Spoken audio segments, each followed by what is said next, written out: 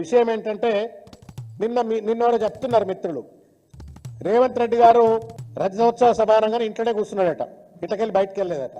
తలుపు పెట్టుకొని ఇంట్లో టీవీ కట్టుకొని కూర్చున్నట్టుగా సభను చూస్తా అని చెప్పని ఆశపడ్డాడు. ఎక్కడన్నా కేసీఆర్ గారు నా పేరు తీయకపోతాడా, నన్ను తిట్టకపోతాడా, మళ్ళీ నేను ప్రెస్ మీట్ పెట్టి నేను మళ్ళా కేసీఆర్ గారి పైన బీఆర్ఎస్ పార్టీ పైన దుమ్మెత్తి పోయకపోతానా అని చెప్పని ఆబగా ఎదురు చూసిండట.